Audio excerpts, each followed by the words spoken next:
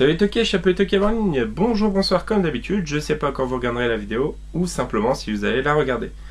Eh bien écoutez, on se retrouve une nouvelle fois pour une vidéo achat récent et on va commencer sans plus tarder avec je crois une quinzaine de films et à part 4 peut-être, le reste c'est que de l'horreur.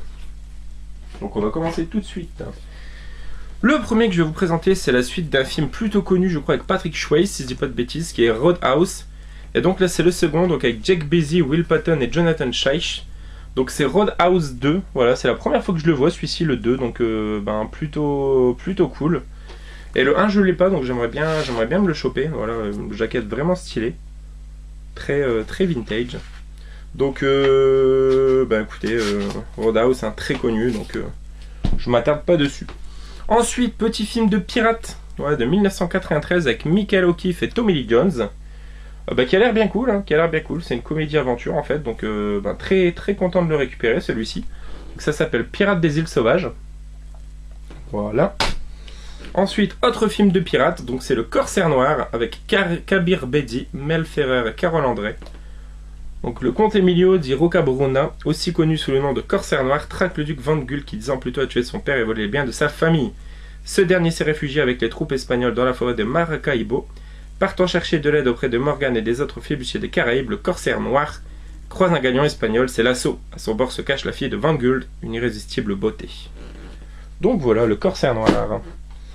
Et le dernier qui sera pas du genre horrifique, mais qui est un film qui a quand même fait pas mal parler de lui, c'est avec Michael Pitt, Eva Green et Louis Garrel. Titre original The Dreamers, titre français Innocent.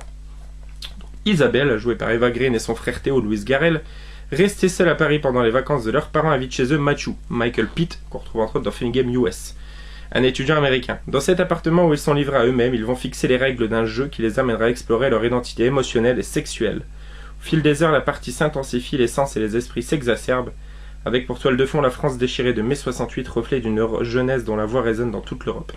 Dreamers est un voyage initiatique, celui de 3 ados testant leurs propres limites pour enfin se trouver. Très content également de choper ce petit film, donc Innocent. Et on arrive sur que de l'horreur fantastique. Le premier, Stay Awake. Ne vous endormez surtout pas. Afin de récolter des fonds pour leur école, les jeunes filles de Sainte-Marie et leurs professeurs organisent une veillée. Le but du jeu, rester debout le plus longtemps possible, mais très vite leur petite fête va tourner au cauchemar. John Brown, l'ange de la nuit, exécuté dans le passé pour avoir commis de terribles crimes et de retour pour venger sa mort. Ça va être sympa. Ensuite, film de Umberto Lenzi que je n'avais pas, donc c'est Cannibalis au pays de l'exorcisme. Non, je l'ai pas celui-là. Donc voilà, Cannibalis au pays de l'exorcisme. Énième film de cannibale. Ensuite, en édition Neo Publishing, mais là pour le coup, je crois qu'il n'y a... Ouais, il n'y a qu'une jaquette. Donc c'est Zombie 4, After Death. Donc voilà, bon, celui-ci je l'avais donc je l'ai récupéré pour le fourreau, parce que le fourreau je ne l'avais pas. Ensuite, que j'ai croisé plusieurs fois sans jamais prendre, mais là je l'ai pris, je l'ai gardé, du coup c'est Deathbed. Voilà, ça a l'air d'être un lit un peu tueur, c'est particulier.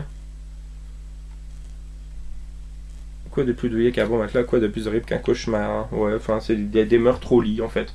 Ça peut être sympa. Ensuite, War Games, gagner ou mourir. Donc voilà, c'est une sorte de paintball que j'avais plutôt trouvé sympa. Donc à voir ce qu'il vaudra, mais ça peut être pas mal. Boîtier blanc, plutôt stylé. Un nouveau film de cannibale qui s'appelle Land of Death. Voilà, sur chaque film de cannibale, on a tout le temps des scènes d'un réalisme insoutenable. Voilà, donc je sais pas non plus ce qu'il vaut celui-ci. Ensuite, je crois que je l'ai, mais j'ai pas vérifié encore. Présentation Roger Corman, donc c'est Dracula Rising, film de Fred Gallo. Mais voilà, je suis quasiment sûr de l'avoir celui-ci, donc je vais peut-être le mettre de côté. Donc voilà, Dracula Rising. On continue avec, dans les classiques de l'horreur, La Furie des Vampires. Voilà, j'ai l'empreinte de Dracula, je crois, dans la même édition. Donc voilà, pour la première fois en version intégrale avec Paul Naschy, Gaby Fuchs, Barbara Capel, film de Antonio Gimeno. Donc voilà, écrit par Jacinto Molina. Voilà. Ensuite, j'avais le 2, et bah du coup j'ai le 1. C'est Ginger Dead Man de Charles Band. Voilà, donc très content. On retrouve Gary Busey, donc, qui est le flic dans Point Break. Donc voilà, un petit bonhomme de pas d'épices qui fait des meurtres. Pourquoi pas.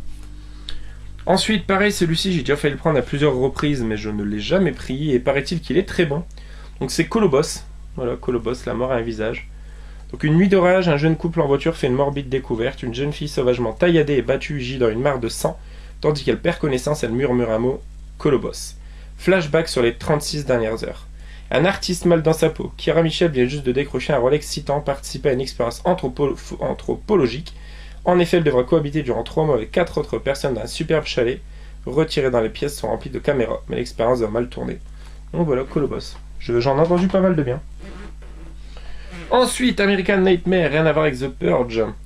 Les ténèbres de la nuit à Halloween tombent sur les États-Unis, tandis qu'une macabre émission de radio diffuse des témoignages d'expériences de la peur.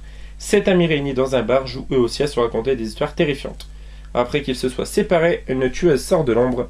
C'est la même qui un an plus tôt massacra plusieurs étudiants, prête à jouer avec ses victimes et à faire regretter d'être venue au monde, film de 2002, donc voilà. Ça a l'air cool, American Nightmare. Et pour terminer cette petite vidéo, 3 petites trouvailles. Sélection des meilleurs B-movies de Man Movies, donc Le Château de Frankenstein, que je n'avais pas, donc de 1974, film de Robert Oliver avec Rossano Brazzi, Michael Dunn, Salvatore Bacco, donc voilà, c'est une version italienne un petit peu de Frankenstein, pourquoi pas. Ensuite, en collection, les inédits de l'épouvante dans les Back Films, un des rares films d'horreur made in Hollywood, donc voilà, c'est Dracula au Pakistan, donc content également de le choper celui-ci. Voilà, film de 67, hein, donc un Dracula de plus. Un Dracula vraiment pas commun celui-là. Et le dernier chez Neo Publishing, donc The Last Horror Movie, mon nom est Max, je suis un tueur en série. Appeal for Assistance Murder, donc voilà. De ce que j'ai lu, ça a l'air d'être un petit peu comme notre film belge, C'est arrivé près de chez vous. Mais voilà, donc Last Horror Movie, donc ça a l'air cool également. Donc voilà, c'est tout pour cette vidéo les amis, j'espère qu'une nouvelle fois ça vous aura plu. Vous voyez encore pas mal de films d'horreur rentrés pour la collection, ça fait bien plaisir. Et quant à nous, du coup on se retrouvera très prochainement. Joanne Nanif est ok, ciao ciao.